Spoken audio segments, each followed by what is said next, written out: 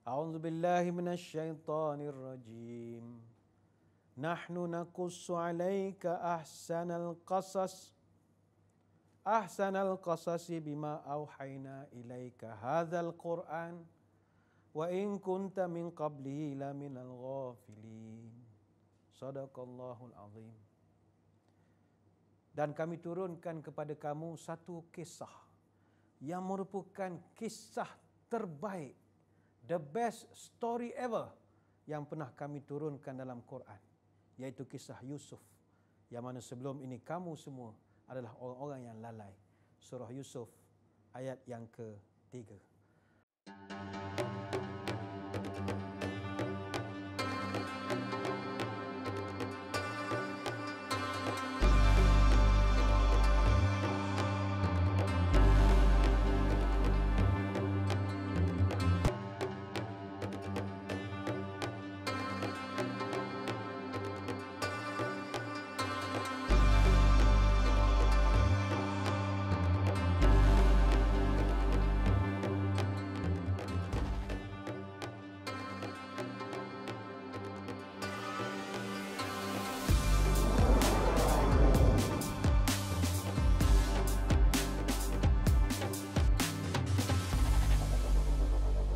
Assalamualaikum warahmatullahi wabarakatuh. Alhamdulillahi rabbil alamin. Wassalatu wassalamu ala asyrafil anbiya'i wal mursalin. Wa ala alihi wa sahbihi ajma'in, amma ba'du. Saudara, apa khabar? Puji dan syukur kita panjatkan kehadrat ilahi. Dapat sekali lagi kita dipertemukan dalam siaran bercerita tentang kisah-kisah Quran. Telah banyak cerita-cerita yang kita kongsikan dan hari ini tiba giliran kita berkongsi satu kisah yang merupakan satu watak yang Allah sebutkan kisahnya dalam Quran, iaitu cerita Nabi Yusuf AS. Di awal mukadimah permulaan tadi saya telah sebutkan Allah Ta'ala sendiri menyebutkan nahnu naqussu 'alaika ahsanal qasas. Aku akan ceritakan kepada kamu, hai Muhammad, sekarang the best story ever. Kenapa Nabi Yusuf ni cerita yang paling the best story ever? Cerita terbaik sekali. Banyak pelajaran yang kita boleh ambil daripada kisah Nabi Yusuf ini. Pertamanya, kita kena kenal Nabi Yusuf AS ini adalah anak anda kepada Nabi Ishak dan dia adalah cucu Nabi Ibrahim. Bapaknya Nabi, atuknya Nabi. Luar biasa sekali. Yang mana kita semua tahu bahawa Yusuf ini dia anak kepada Nabi Ishak. Nabi Yaqub, maaf. Nabi Yaqub ini dia ada 12 orang anak. Dia ada 12 orang anak. Dan Nabi Yaqub ini dia ada 4 orang isteri. Setiap isteri itu dia dapat anak yang berbeza-beza. Isteri dia yang kedua nama Rahil, dapat 2 orang anak, Yusuf dan Bunyamin atau Benjamin. Yusuf dan Bunyamin. Jadi Benyamin dan Nabi Yusuf adik-beradik sama mak. Jadi total dia ada 12 orang anak laki-laki. Jadi Yusuf dan adik-beradik dia ni bukan semuanya adik-beradik satu mak.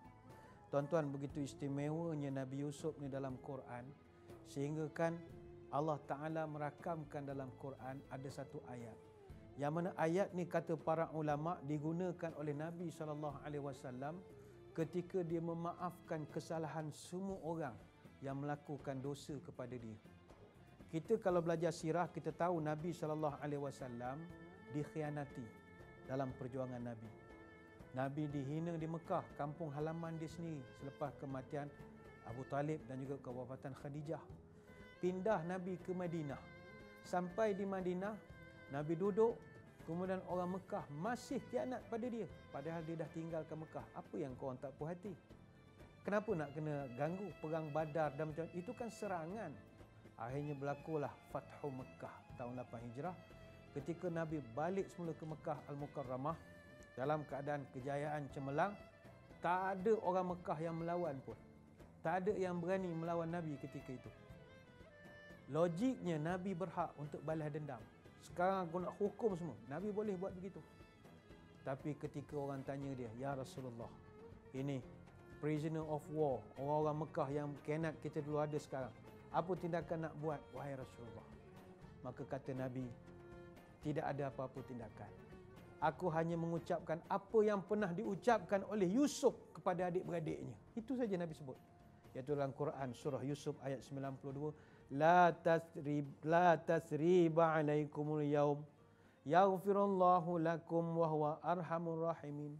Ingatlah ketika Nabi Yusuf berkata kepada abang-abangnya, wahai abangku sekalian, hari ini tidak ada cercaan pada kamu. Sesungguhnya Allah telah ampunkan kamu dan Allah Maha Penyayang di antara orang-orang yang menyayangi. Surah Yusuf ayat 92. Kenapa Nabi Yusuf ungkapkan kata-kata ini? Sehingga kata-kata ini diambil oleh Nabi SAW, digunakan dalam Fathu Mekah. Sebab Nabi Yusuf adalah watak yang Allah nak beri pengajaran pada kita. Dikhianati oleh adik-beradiknya sendiri. Kita kalau hidup dikhianati oleh member, oleh orang, kawan sekolah, shareholder, bisnes ke apa, sakit hati tu ada, tapi lantaklah, kita bukan kenal dia pun. Tapi kalau adik-beradik sendiri yang menipu kita, khianat kita, zalim pada kita, kesedihan kita luar biasa. Maka kisah Yusuf adalah kisah persengketaan adik-beradik. Saya percaya ada di kalangan yang sedang menonton siaran kita ini yang tak baik pun adik-beradik dia. Dia dengan kawan baik, oh hebat, admin WhatsApp group lagi. Tapi kalau adik-beradik, seminggu 3 kali left group. Tisu sangat dia, tak boleh. Dia adik-beradik tak ngam. Dengan orang bertepuk tanpa buat kelakar, dia lah pelawak nombor 1. Tapi dengan adik-beradik macam singa, dia bengih macam-macam. Ada orang pesen begitu. Cerita Yusuf, cerita konflik adik-beradik. Sebab itu Allah Ta'ala sebut kisah ini adalah kisah yang terbaik dalam Quran. Kalau kita tengok kronologi cerita ini, kisah Nabi Yusuf diceritakan secara khusus dalam satu surah saja. Biasa kisah dalam Quran, kisahnya akan duduk pada surah yang macam-macam. Kejap surah Maryam, kejap surah Imran. Tapi Nabi Yusuf punya kisah komplit 111 ayat, cerita tentang dia. Apakah agaknya kandungan dalam kisah Nabi Yusuf ini? Yang ini kita akan terangkan. Kemudian kita berehat dulu seketika, jangan ke mana-mana, kembali selepas ini. Yang menang, yang baik menang, yang jahat kalah. Tema filem mana-mana lah, hero mesti menang. Ada hero mati kadang-kadang lah. Tapi umumnya yang baik menang. Tetapi dalam cerita Nabi Yusuf dia lain. Ceritanya hujung happy ending. Dan dia jual dengan harga 20 dirham. Kena jual pula. Abang khianat bawa ke Mesir, ingatkan sama belajar di Al-Azhar. Tak, kena jual pula jadi hamba abdi.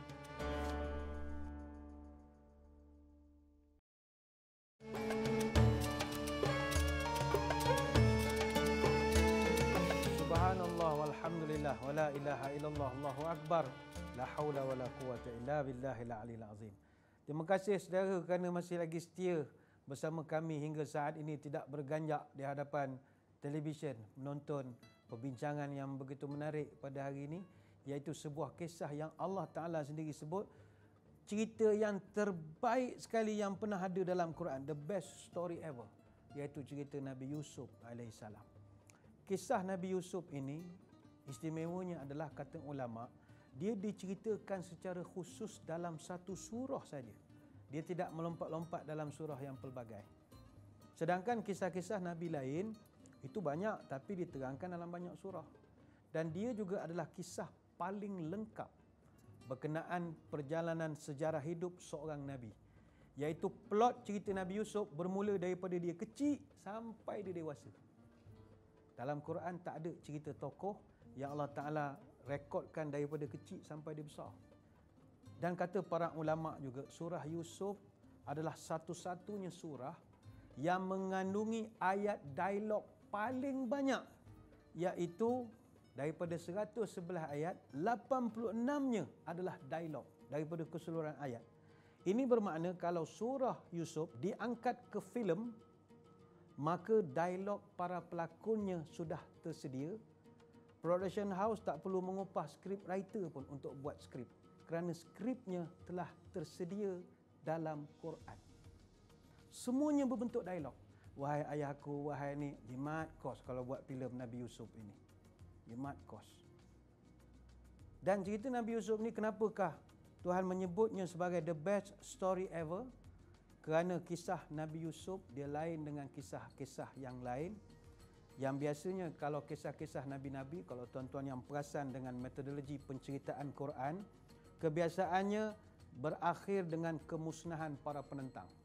Yang menang, yang baik menang, yang jahat kalah. Tema filem mana-mana lah, hero mesti menang. Ada hero mati kadang-kadang lah. Tapi umumnya yang baik menang. Tetapi dalam cerita Nabi Yusuf dia lain. Ceritanya hujung happy ending. Padahal adik-beradik dia buat pengkhianatan yang bukan sedikit. Tuan-tuan sekalian, kalau kita rujuk kepada sejarah, Nabi Yusuf dikhianati oleh abangnya begitu sadis sekali. Dalam riwayat mencatatkan, abang-abang dia mencampakkan Nabi Yusuf ke dalam perigi dan dia duduk dalam perigi itu selama 3 hari. Ini ada disebutkan dalam tafsir Al-Alusi. Dan ketika itu umur Nabi Yusuf ketika itu 17 tahun.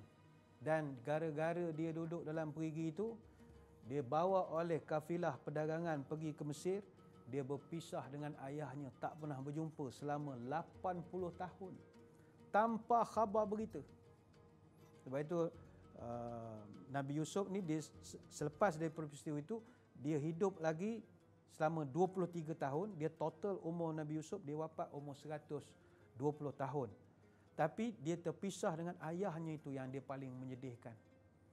Jadi kata Ibnu Mas'ud, Ibnu Qatadah dalam tafsir mereka, Nabi Yusuf telah dibawa oleh kafilah perdagangan ini, pergi dia ke Mesir dan dia jual dengan harga 20 dirham.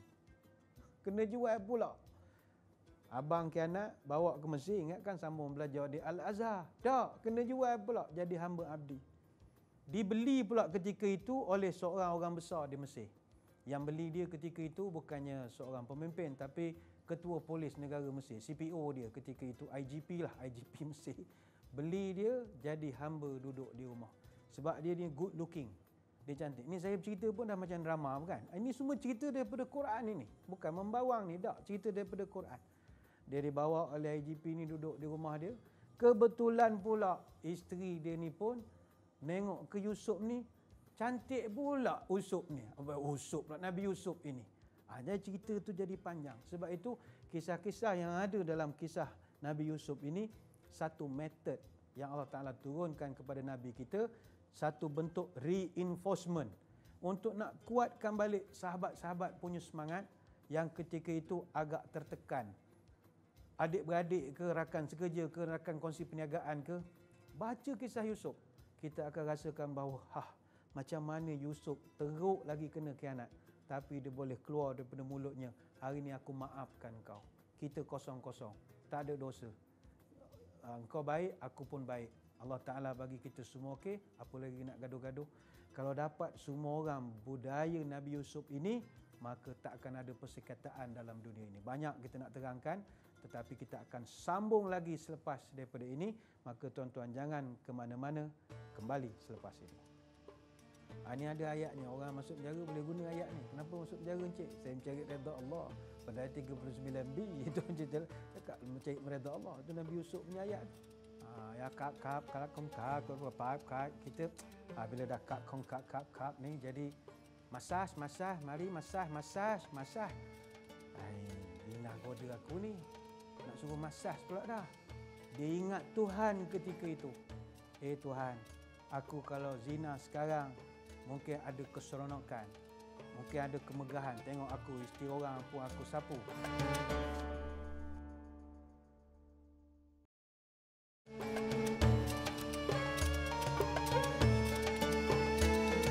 Subhanallah walhamdulillah wala ilaha illallah Allahu akbar la haula wala quwata illa billahil aliyyil azim. Alhamdulillah saudara, terima kasihlah kerana masih lagi sudi bergabung dengan kami hingga ke saat ini. Sedar ataupun tidak, kita telah pun berada di penghujung pertemuan kita pada kali ini, dan kita bercerita tentang salah satu watak yang ada dalam Quran, iaitu Nabi Yusuf alaihissalam. Banyak pelajaran yang kita boleh ambil daripada Nabi Yusuf. Tak kira kita sebagai seorang pemimpin, sebagai seorang anak-anak, seorang adik-beradik, apa saja, orang muda, orang handsome, kita boleh ambil pelajaran daripada Nabi Yusuf alaihissalam. Para ulama mengatakan bahawa cerita Nabi Yusuf ini, kalau dalam Quran, Dia adalah kisah yang paling banyak mempunyai babak-babak yang penuh dramatik.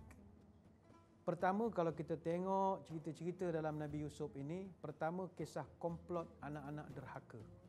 Oh, itu boleh buat drama tu, setiap maghrib boleh cerita tu. Kalau cerita pasal cerita anak derhaka saja.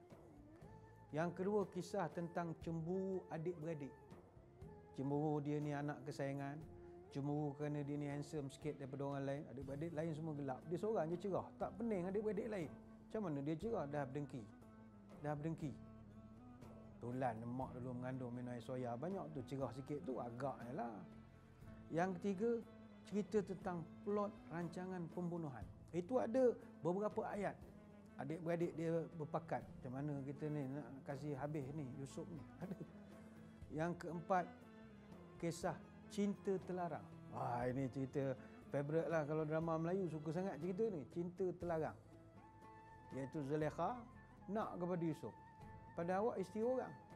Cinta platonik dia panggil. Awak dah ada pasangan tapi nak kepada orang lain. Pening juga kalau nak buat filem tu. Yang kelima, cerita fitnah dan dia dikambing hitamkan. Dan itu berlaku kepada Nabi Yusuf. Digoda oleh satu orang perempuan. Perempuan tu pula bila dah terkantoi agak, suami ke zaman itu orang tahu, dah jadi buah mulut. Dia kata Yusuf pula menggoda dia. Cerita yang agak panjang dia cerita dalam Quran adalah cerita dia masuk penjara. Dalam cerita dia masuk penjara ni sebab dia memilih untuk masuk penjara. Kalau di luar kata dia kena fitnah dan macam-macam, biarlah duduk penjara. Dia memilih penjara sebab di penjara saya boleh cari redha Allah, kata dia. Ini ada ayatnya, orang masuk penjara boleh guna ayat ni. Kenapa masuk penjara encik? Saya mencari redha Allah. Pada ayat 39b itu cakap mencari redha Allah. Itu Nabi Yusuf punya ayat tu. Nabi Yusuf masuk penjara. Dan dalam penjara pula, dia ni pandai pula menafsir mimpi. Banduan ni dia boleh tafsir tu kena pula. Bila dia dah popular, akhirnya dia lantik jadi penasihat raja, jadi Menteri Kewangan zaman itu. Dan Menteri Kewangan tu dia yang memperkenalkan teori tanam gandum 7 tahun, jangan ambil kecuali keperluan saja, yang menjadi teori kepada pelaburan dan simpanan pada hari ini. Nabi Yusuf yang memperkenalkan, Menteri Kewangan pertama Mesir. Disebabkan dia cemerlang, akhirnya dia menuduk jawatan tertinggi sebagai pemimpin tertinggi di Mesir. Jadi ceritanya begitu menarik sekali. Cuma saya kira salah satu episod yang agak mustahak untuk kita ambil pelajaran daripada kisah Nabi Yusuf adalah ketika dia digoda secara habis-habisan oleh Zulaikha.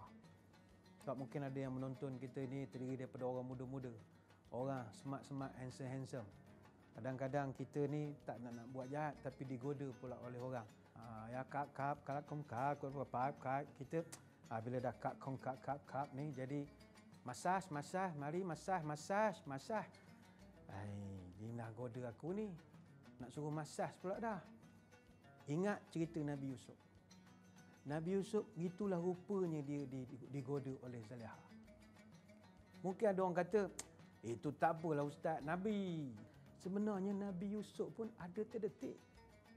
Awak betul Ustaz kan awak fitnah Nabi Yusuf. Fitnah apa ini cerita dalam Quran Tuhan Ta'ala Allah Ta'ala ceritakan dalam surah Yusuf ayat 24. Allah Ta'ala rekodkan. Walaqad hammat bihi wa hamma biha. Allah Ta'ala sebut. Ingatlah ketika wanita itu bermaksud melakukan pekerjaan berzina itu dengan Yusuf. Wa hamma biha. Dan Yusuf pun terdetik juga. Tetapi laula an ra'a burhana rabbih.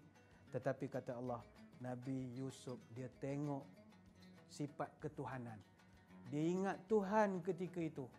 Tuhan, aku kalau zina sekarang mungkin ada keseronokan. Dia fikir panjang. Kadzalika linasrifa anhu su'a wal fahsya. Begitulah kata Allah Ta'ala. Aku akan bantu kepada hamba-Ku daripada buat sebarang perkara mungkar kalau diingat pada aku. Mana bila nak buat maksiat, baru je duduk nak ulur kaki nak masah. Aku ni masah, CCTV ada, orang ambil gambar, aku adalah ustaz. Oh, bahaya. Sorry kak, kita pun balik. Dapat Tuhan akan bantu kita. Mungkin benda tu bagi kita sedap ketika itu, tapi dia ingat dan Tuhan janji, siapa ingat aku bantu dia. Maknanya ramai orang bila buat maksiat lupa ke Tuhan, dia ingat ke setan banyak Ingat ke Tuhan, Tuhan akan bantu kita. Dan adalah Yusuf ini kata Allah Ta'ala, hamba-hamba aku yang terpilih, selected saja, the creamiest among the creamier.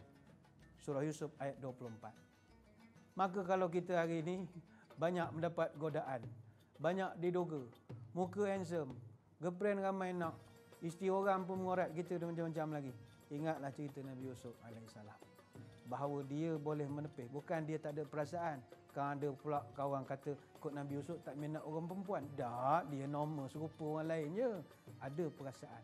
Tapi Allah pelihara dia kerana dia ingat pada Allah.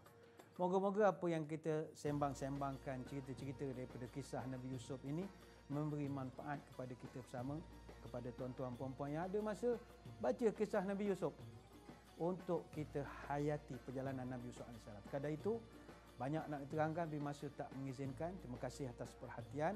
Mohon maaf sebarang kekurangan.